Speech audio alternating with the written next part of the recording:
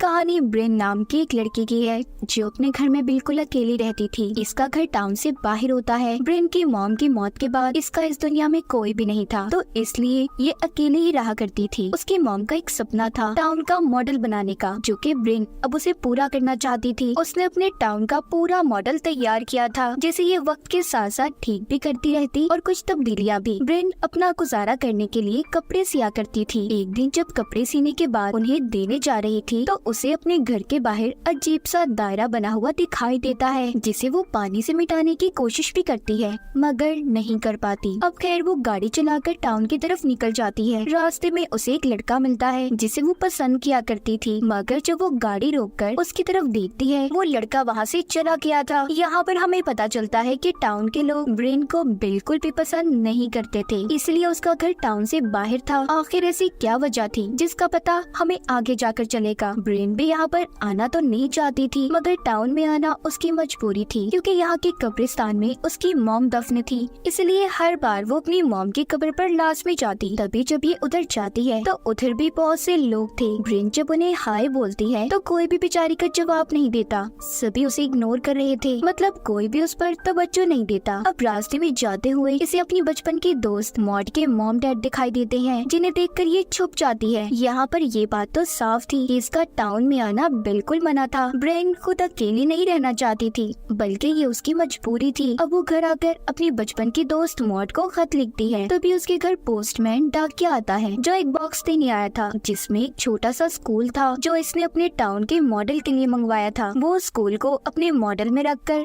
बहुत खुश होती है। इसी तरह हंसते खेलते वो अपने खत को भी पूरा करती है, जो कि मॉड को लिख रही थी वो, जिसमें अब ये लिखती है, मॉड मैं जानती हूँ मैं खुद को कभी भी माफ नहीं कर पाऊंगी और मैं तुम्हें हर वक्त याद करती हूँ। इसके घर में मॉड की तस्वीरें भी थी जो सिर्फ उसके बचपन की थी। क्या मॉड कहीं पर चली गई थी? आखिर मॉड का राज क्या था? अब इन सब बातों के बारे में हमें आगे जाकर पता चलेगा। एक रात ब्रेन जब सो रही होती है तभी अचानक से उसके घर की सारी लाइट्स जल जाती हैं, मगर ब्रेन अब भी सो रही थी। कुछ देर के बाद सारी लाइट्स बंद भी हो गई थी। तभी बाहर से किसी चीज के गिरने की आवाज आती है, जिसकी आवाज सुनकर ब्रेन जाग गई थी। वो आवाज दरअसल बाहर से डस्टबिन गिरने की थी। जब ब्रेन उसे ठीक करने के लिए जाने के लिए लाइट जलाती है तो ये क्या, उसके घर की कोई भी लाइट नहीं जलती। जब वो नीचे आती है तो देखती है उसके घर का दरवाजा खुला था और उसके घर में एक अजीब सा क्रिएचर घूम रहा था। ब्रेन जब गौर करती है तो उसे पता चलता है कि वो कोई क्रिएचर नहीं बल्कि एलियन था। उसने भी ब्रेन को देख लिया था, इसलिए अब वो उसका पीछा करता ऊपर की तरफ आ जाता है। ब्रेन जल्दी से भागकर अपने कमरे में बेड के साइड पर छुप गई थी। वो एलियन जब ब्रेन के कमरे में पहुंचता है तो वो बेड के नीचे जाकर छुप जाती है। उसने करीब से उस एलियन के पाँव देखे थे जो बहुत ही अजीब थे। फिर जब उस एलियन को कोई नहीं मिलता वो खिड़की से बाहर निकल जाता है। अब ब्रेन जल्दी से खिड़की को बंद करती है। तभी उसे महसूस होता है कि जैसे वो एलियन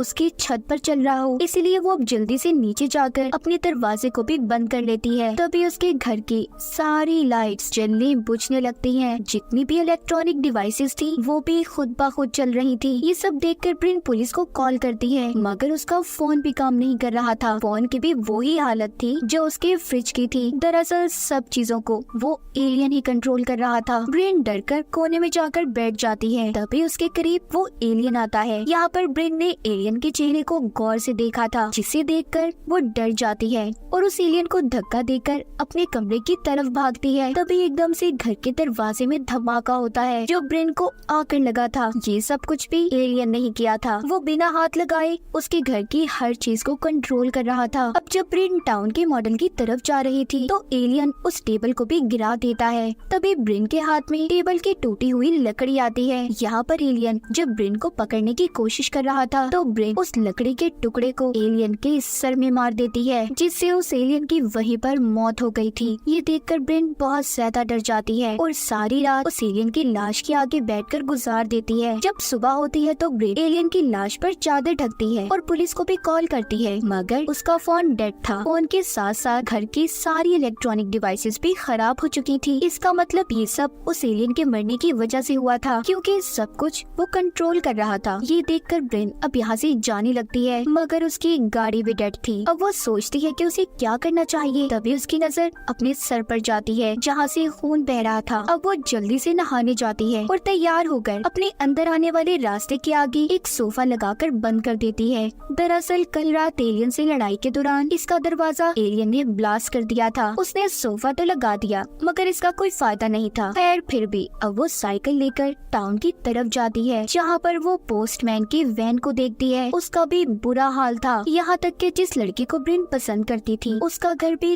तहस नहस हो चुका था और उसके घर के बाहर बिल्कुल वैसा ही दायरा बना हुआ था जैसा हमने ब्रिन के घर के बाहर कहानी के शुरू में देखा था। इसके बाद वो जल्दी से पुलिस स्टेशन जाती है, जहाँ पर मॉड के मॉम डैड थे। मॉड की मॉम उसके मुंह पर थूक देती है। इस बात को देखकर ये अंदाजा तो हो गया होगा कि मॉड के घर वाले उससे कितनी नफरत करते थे। ब्रिन इस बात को समझ चुकी थी कि उसे टाउन से कोई मदद नहीं मिलने वाली, इसीलिए वो रोते हुई अपने घर वापस जाती है। मगर रास्ते में उसकी तबीयत खराब हो रही थी, उसे संभालने वाला भी कोई नहीं होता। ब्रिन को ये समझ आ गई थी कि उसका इस टाउन में कोई भी नहीं है और उसका घर तो एलियन के हमले से तबाह हो गया। इसलिए जब वो अपने सामने से गुजरती हुई बस को देखती है, उसने यहाँ से जाने का फैसला कर लिया था कि इस टाउन को छोड़कर वो हमेशा हमेशा के लिए चली जाएगी। तभी हम देख पाते हैं टाउन के सभी घरों के सामने वो ही एक गोल दायरा था जो हमने ब्रिन के घर के बाहर कहानी के शुरू में देखा। मतलब यहाँ पर भी एलियन का हमला होने वाला था। वो दायरा एलियंस ने ही बनाया था। तभी बस में बैठे ब्रिन पर पोस्टमैन हमला कर देता है। दरअसल वो एलियन के कंट्रोल में था। उसके गले में कोई ऐसी चीज थी जिससे एलियन का इंसानों पर कब्जा हो चुका था। एलियन नहीं चाहते थे कि कोई भी इंसान इस टाउन को छोड़कर चला जाए, इसलिए पोस्टमैन भी ब्रिन को रोक रहा था। उस बस में और भी बहुत से लोग थे जो एलियंस के कब्जे में थे। अब उनसे बचते हुए ब्रिन भागकर एक चर्च में आ जाती है, मगर वहाँ का दरवाजा बंद था। पास ही में वो एक कब्रिस्तान देखती है। अब वो उसके अंदर एक कब्र के पास जाती है जो कि मॉड की थी, यानी कि इसके बचपन की दोस्त मर चुकी थी, जो कि ब्रिन की गलती की वजह से मरी थी और इसीलिए टाउन के सभी लोग इससे नफरत करते थे, खास तौर पर मॉड के मॉम डैड। कहानी में एक पहलू तो क्लियर हो गया, मॉड मरी हुई थी जिसकी वजह ब्रिन खुद थी, इसीलिए वो अपने दोस्त को खत लिखती रहती कि वो उसे माफ कर दे, वो बहुत शर्मिंदा है। तभी ब्रिन की नजर जब आसमान पर जाती है तो देखती है हर तरफ काले बादल छा गए हैं। आसमान पर बहुत सारी एलियन स्पेसशिप थे। वो डर कर जब वहाँ से भागती है तो आगे वो उसी लड़के के घर पहुँचती है जिसको वो पसंद करती थी। वहाँ पर और भी बहुत से लोग थे जो सभी आसमान की तरफ हाथ ऊपर करके खड़े हुए थे। उन सब के गले के अंदर भी वही चीज थी जो हमने पोस्टमैन के गले के अंदर देखी। इसका मतलब इन पर भी एलियंस का कब्जा था। आगे जब ब्रिन अपने घर पहुंचती है तो देखती है उस एलियन की लाश अब भी वहीं पर पड़ी थी जिसको इसने मारा था। उसके मुंह से अजीब सा लिक्विड निकल रहा था। जब वो आसमान पर दोबारा देखती है काले बादल चारों तरफ थे। ब्रिन समझ चुकी थी कि एलियंस का हमला दोबारा होने वाला है, इसलिए वो डरने के बजाय एलियंस का मुकाबला करने की तैयारी में लग जाती है। घर के अंदर जाकर वो एक लाइटर उठाती है और साथ ही एक कटर पानी को उबलने उसने चूल्हे पर रख दिया था। फिर खिड़कियां दरवाजे सभी बंद कर देती है। उसके घर के बाहर वाला दरवाजा जो टूटा हुआ था वहाँ पर वो एक चादर कीलों से लगा देती है। थोड़ी देर बाद कीलें जो इसने ठोकी थी खुद ही बाहर निकलकर गिर जाती हैं, क्योंकि यहाँ पर अब एलियंस आ चुके थे। सबसे पहले वो अपने साथी एलियन की लाश को खींचते हैं जिसे ब्रिन ने मार दिया था। ये देखकर ब्रिन घर के बेसमेंट में जाकर छुप जाती है। तभी दूसरा एलियन इसके घर में दाखिल होकर इसके पास बेसमेंट में आ गया था। वो उस एलियन को कैंची उठाकर मारना चाहती थी, लेकिन उसके अंदर जो ताकत थी वो हर चीज को अपनी तरफ खींच सकता था, इसीलिए वो कैंची को भी खींच लेता है। ब्रिन के हाथ में मॉड और उसकी जो तस्वीर थी उसे भी एलियन ने अपनी तरफ खींच लिया था और उसे बहुत ही गौर से देख रहा होता है। इसी बात का फायदा उठाकर ब्रिन वहाँ से भाग गई थी और वापिस ऊपर आ जाती है। तभी ऊपर उसे एक छोटा एलियन दिखाई देता है। था तो वो छोटा मगर उसके हाथ बहुत लंबे थे। वो ब्रिन को अपने हाथों से पकड़ने की कोशिश कर रहा था। ब्रिन उससे अपने आप को छुड़वाती है और खोलता पानी जो इसने उबलने रखा था उस छोटे एलियन पर डाल देती है, मगर उस एलियन को इससे कुछ भी नहीं हुआ था। अब ब्रिन अपने बाथरूम में छुप गई थी, लेकिन वो एलियन इतना तेज था बाथरूम के दरवाजे को भी अपने हाथों से चीर फाड़ कर देता है। तभी ब्रिन अब खिड़की के रास्ते वहाँ से भागने की कोशिश करती है। जल्दी से एलियन ने उसकी टांगों को पकड़ लिया था। ब्रिन झाड़ू उठाकर उस एलियन को मारती है। लड़ाई के दौरान झाड़ू का डंडा भी टूट जाता है। अब उसी टूटे हुए डंडे को ब्रिन उस एलियन के कंधे में मारती है। उसे अलमारी से लटका दिया था, फिर उसके सर में अलमारी का दरवाजा देकर मारती है। इतनी कोशिश के बाद आखिरकार उसने उस एलियन को मार दिया था। ब्रिन जब बाहर आती है तो एक और एलियन उसका इंतजार कर रहा था, जिसके हाथों के साथ साथ टांगे भी बहुत लंबी थी। यहाँ पर ब्रिन कुछ समझ नहीं पाती। तभी पीछे से पोस्टमैन आकर उसे अपने साथ ले जाता है, जो कि अब भी एलियन एलियंस के कंट्रोल में था। बाहर जो एलियन था वो इशारे से अपने साथियों को यहाँ पर बुलाता है। एलियंस का स्पेसशिप वहाँ पर आ चुका था, जो कि अब ब्रिन को अपने साथ ले जाना चाहते थे क्योंकि वो उनके साथियों को मार रही थी। तभी जब स्पेसशिप से सफेद रोशनी नीचे की तरफ आती है तो उस रोशनी की तरफ ब्रिन पोस्टमैन को धक्का दे देती है, लेकिन कुछ देर के बाद वो वापस जमीन पर आकर गिर जाता है। यहाँ पर मतलब साफ था, वो एलियन सिर्फ ब्रिन को ही यहाँ पर लेने आए थे। लंबी टांगों वाला एलियन भी ब्रिन के पीछे था, वो उसके घर के ऊपर चढ़ जाता है। तभी जल्दी से ब्रिन अपनी गाड़ी में जाकर छुप गई थी, लेकिन एलियन वहाँ पर भी आ चुका था। ब्रिन जल्दी से गाड़ी से बाहर आती है और उस एलियन को गाड़ी में ही बंद करके उस पर जलता हुआ लाइटर छोड़ देती है, जिससे गाड़ी में बहुत बड़ा धमाका होता है। वो एलियन भी ब्लास्ट होने की वजह से मर गया था, मगर अब भी एलियंस के स्पेसशिप से निकलने वाली सफेद रोशनी ब्रिन का पीछा कर रही थी। वो भागते हुए अपने घर के अंदर आ जाती है। तभी उसे अंदर एक और एलियन मिलता है जो पहले बेसमेंट में इसके पीछे आया था, जो उसे मारने की बजाय उसकी तस्वीरों को गौर से देख रहा था। तभी पीछे से ब्रिन उस एलियन पर हमला करने का सोचती है, लेकिन एलियन को इस बारे में पता चल चुका था, इसलिए वो ब्रिन पर हमला करके उसे दूर फेंकता है। और अब एक लाल रोशनी ब्रिन के घर के अंदर आती है, जिसने उसे फ्रीज कर दिया था, यानी कि वो वहाँ पर जम गई थी। अब एलियन उसके पास आता है और अपने मुंह से अजीब सी चीज निकालता है। दरअसल ये पैरासाइट की तरह काम करता था। इन एलियंस का ये एक हथियार था जिसको वो उसके मुंह में डाल देता है। इस तरह वो दूसरे लोगों की तरह ब्रेन को भी कंट्रोल कर सकता था। मतलब जितने भी लोग एलियंस के कंट्रोल में थे उन सबके गले में यही पैरासाइट था। तभी ब्रेन जाग जाती है। देखने में ऐसा लग रहा था कि जैसे वो सपने से जागी हो। असल में अब वो पैरासाइट ब्रेन के जिस्म पर हावी हो चुका था। उसके दिमाग को पूरी तरह से उसने अपने कंट्रोल में कर लिया था। ब्रेन को उसने उसके सपनों की दुनिया में फंसा दिया था, जहाँ पर वो अपने टाउन वाली दुनिया और मॉड के साथ जिंदगी गुजारेगी।